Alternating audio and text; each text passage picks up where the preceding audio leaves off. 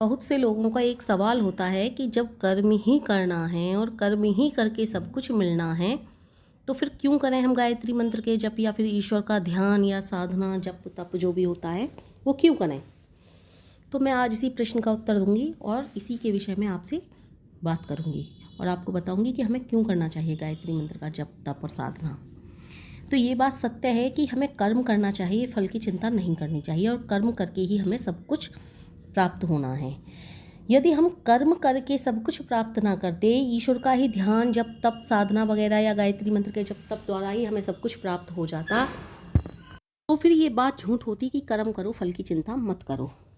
लेकिन ये बात सत्य है कि कर्म करने से ही हमें सब कुछ मिलता है। तो इस संसार में दो तरह के व्यक्ति हुए हैं, जो ईश्वर को मानते हैं वो भी और जो ईश्वर को नहीं मानते हैं वो भी। और नाम दोनों ही तरह के लोगों ने कमाया है। जो ईश्वर को मानते हैं उन्होंने भी कमाया है और जो ईश्वर को नहीं मानते हैं उन्होंने भी कमाया है। तो जो ईश्वर को मानते हैं उनको तो हम ये कह सकते हैं जी वो ईश्वर को मानते हैं इसलिए उन्होंने नाम कमाया है, लेकिन जो ईश्वर को नहीं मानते उन्होंने भी तो नाम कमाया है। तो इन दोनों में क्या समानता है कि दोनों तरह के लोगों ने नाम कमाया है? इन दोनों में समानता सिर्फ एक है कि इन्होंने कर्म किया, इन्होंने मेहनत करी। तो उन्होंने नहीं नाम कमाया, उनकी मेहनत ने नाम कमाया, उनके काम ने नाम कमाया। यदि ईश्वर को सिर्फ और सिर्फ उनको ही बड़ा बनाना था जो ईश्वर का जाप करते हैं, तो फिर ईश्वर को ईश्वर कौन कहता? फिर तो वो स्वार्थ की श्रेणी में आ जाते ना। फिर ईश्वर को कोई ईश्वर नहीं कहता। और ईश्वर तो स्वार्थ रहित हैं, ईश्वर तो स्वार्थ रहित हैं। तो फिर जब कर्म करके सब कुछ प्राप्त होना है तो फिर ईश्वर का नाम क्यों जपना? अच्छा, आपने एक चीज़ देखी होगी कि एक बहुत बड़ा नेता होता है। इस चीज़ को इसी प्रकार समझने की कोशिश करेंगे। ये एक बहुत बड़ा नेता होता है और एक बहुत छोटा सा व्यक्ति होता है, उसका चाटुकार होता है, उसकी चमचागिरी करता है। तो चमचागिरी करने के बाद उस नेता को जब दिखाई देता है कि ये मेरा चाटुकार है, बहुत ज़्यादा चमचागिरी कर रहा है, तो नेता उस पर अपनी दया दृष्टि दिखाने लगता है।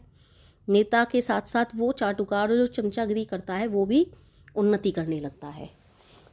तो यदि ये गुण ईश्वर भी अपना ले तो उसे ईश्वर कौन कहेगा? और ईश्वर तो इस तरह के गुणों से, चमचागिरी से खुश होना या स्वार्थी होना या फिर किसी भी प्रकार के द्वेष, ईर्ष्या, सुख दुख, लाभ हानि, हीनता, इन सब से परे है। इसीलिए तो वो ईश्वर है, इसीलिए तो उसे ईश्वर कहते हैं, वरना ईश्वर को कौन ईश्वर कहेगा? तो अब प्रश्न यह आता है कि जब कर्म करके ही सब कुछ पाया जा सकता है तो ईश्वर का ध्यान जप तप या गायत्री मंत्र का जप वगैरह क्यों करना? केवल मेहनत करें, मेहनत करके ही कर्म ना करें, क्योंकि ईश्वर तो इन चीज़ों से सबसे अलग है। ना वो चाटुकारिता में विश्वास रखता है, ना चमचागिरी में विश्वास रखता है। उसे तो किसी चीज़ से कोई मतलब ही नहीं है, ना ईर्ष्या से, ना द्वेष से, ना लाभ से, ना किसी की हानि से, ना सुख से, ना दुख से, उसे किसी चीज़ से कोई मतलब नहीं है। तो फिर क्यों करें हम? फिर तो मेहनत करें, कर्म करें, कर्म करके ही फल प्राप्त किया जा सकता है। तो ये बात सत्य है, मेहनत तो आपको करनी ही पड़ेगी, चाहे आप ईश्वर का ध्यान जप तप वगैरह करते हो या नहीं करते हो। कर्म तो आपको करना ही पड़ेगा। पर ध्यान जप तप और गायत्री मंत्र के जप, स्पेशल बता रही हूँ, गायत्री मंत्र के जप करने से जो आदमी में मजबूती और सक्षमता आती है, ये बात इतनी ही सत्य है जितना ये कि कर्म करो फल की चिंता मत करो। जितना कर्म करना सत्य है ना, इतना ही ये बात सत्य है कि ध्यान करने से मनुष्य में कर्म करने की क्षमता, मतलब जो भी कार्य कर रहा है उसमें सक्षमता, उसमें मजबूती, उस चीज़ में वो व्यक्ति निपुण हो जाता है। मेहनत एक तो होता है दिन रात मेहनत करता है, आपने देखा होगा। एक मज़दूर होता है, मज़दूर भी मेहनत करता है।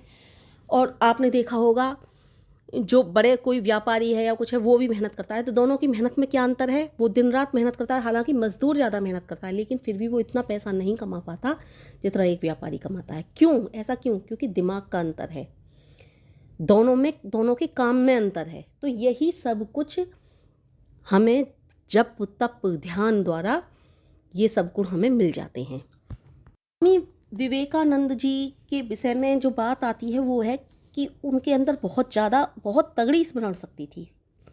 वो ध्यान जप तप वगैरह सब कुछ करते थे, इसीलिए उनके अंदर इतनी तेज स्मरण शक्ति थी कि वो एक किताब को इतनी जल्दी स्मरण कर लेते थे और कभी नहीं भूलते थे। उनके विषय में एक कहानी आती है कि वो एक लाइब्रेरी में जाते हैं, वहाँ से कुछ बुक खरीद करके लाते हैं और उन बुकों को पढ़ने के बाद दूसरे दिन उस लाइब्रेरी वाले जो उस लाइब्रेरी का जो संचालक होता है उसको वापस करने जाते हैं और बुक मांगते हैं। तो वो लाइब्रेरी वाला कहता है आपने ये बुक पढ़ ली? कि हाँ पढ़ ली। तो वो लाइब्रेरी वाला उनसे कुछ पूछता है तो वो सब कुछ बता देते हैं, इस पेज पर ये लिखा हुआ है, ये लिखा हुआ है। तो ये सब कुछ स्मरण शक्ति इतनी तेज कैसे थी विवेकानंद जी की? सिर्फ ये सब कुछ गायत्री मंत्र के जप का ही प्रभाव था। वो विवेकानंद जी के विषय में बता रही हूँ। स्वामी विवेकानंद जी भी गायत्री मंत्र के जप किया करते थे, ध्यान किया करते थे।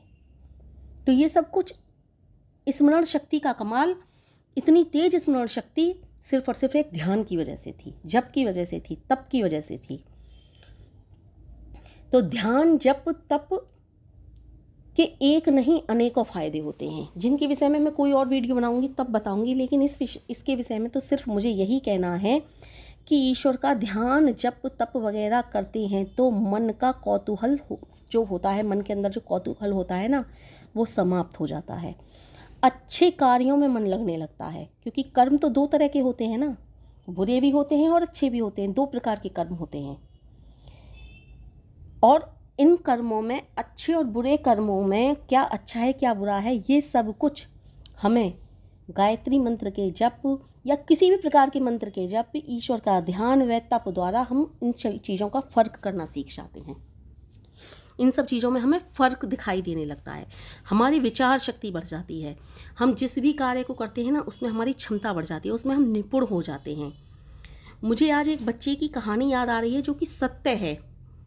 उस बच्चे ने मुझसे शेयर की थी ये बात। ये बिल्कुल बात सत्य है कि एक बच्चा पढ़ाई में काफ़ी होशियार था, परंतु उसके साथ एक परेशानी थी। वो परेशानी ये थी कि जब वो पेपर करने बैठता तो वो होपलेस हो जाया करता था। उसे कुछ करने के बाद उसे या तो समय की कमी रह जाती कि मैं कैसे करूं इसको, या छूट जाता पेपर या कुछ। तो ये सारी की सारी परेशानियां, गायत्री मंत्र का जप करें या किसी भी प्रकार के जिसमें भी आपकी श्रद्धा हो वो वाला मंत्र करें, जप करें, तप करें और ध्यान करें, तो ये सारी परेशानियां उससे, इस चीज़ से दूर हो जाती हैं। तो मैं बस यही कहना चाहती हूँ कि जब हम कर्म करते हैं और कर्म करने के साथ साथ जप, तप, ध्यान वगैरह करते हैं तो हम निपुण हो जाते हैं जिस भी कार्य को करते हैं। अगर हम विद्यार्थी हैं तो हम पढ़ने में निपुण हो जाते हैं, हमारा पढ़ाई में हमारा जो दिमाग है बहुत ज़्यादा तेज हो जाता है, हमारी स्मरण शक्ति बढ़ जाती है। अब गायत्री मंत्र को तो विशेषतः बताते हैं विद्यार्थियों को करना ही चाहिए। तो मैं बस यही कह रही हूँ कि कर्म करने के साथ साथ ध्यान, जप, तप करेंगे तो हम में निपुणता आ जाएगी। जो भी कार्य हम करते हैं, ध्यान करते हैं, हमारे जीवन में आने वाली सभी बाधाएं समाप्त हो जाती हैं। और आप इस बात को इसी प्रकार समझें जैसे एक माँ के दो बच्चे होते हैं ना, और दोनों ही बच्चों से माँ उतना ही प्यार करती है, बराबर का प्यार करती है, लेकिन एक बच्चा हठी होता है, जिद्दी होता है, दूसरा उसी प्रकार उस माँ का दूसरा बच्चा आज्ञाकारी होता है। तो माँ दोनों से प्यार तो बराबर करती है, लेकिन उसका झुकाव आज्ञाकारी जो बच्चा होगा ना, उस तरफ ज़्यादा होगा। तो इसी प्रकार जब हम कर्म करते हैं ना, तो ईश्वर सभी को फल देते हैं। जो मेहनत करता है, कर्म करता है, ईश्वर फल नहीं देते। ईश्वर ने अपने अधीन कुछ नहीं रखा, उनकी मेहनत फल देती है। उनका जो लक्ष्य है, जो उन्होंने लक्ष्य साधा, उस पर वो जिस तरह से काम कर रहे हैं वो सब फल देता है। लेकिन ईश्वर का झुकाव उनकी तरफ ज़्यादा हो जाता है जो उनसे प्यार करने वाले होते हैं। जो उनसे प्यार करते हैं, ईश्वर उनसे प्यार करने लगते हैं। तो बस इस कहानी को इसी प्रकार समझ सकते हैं कि जैसे एक माँ के दो बच्चे होते हैं, लेकिन दोनों से ही माँ बराबर प्यार करती है, लेकिन जो आज्ञाकारी वाला बच्चा होता है ना, उसकी तरफ माँ का तो झुकाव ज़्यादा होता है।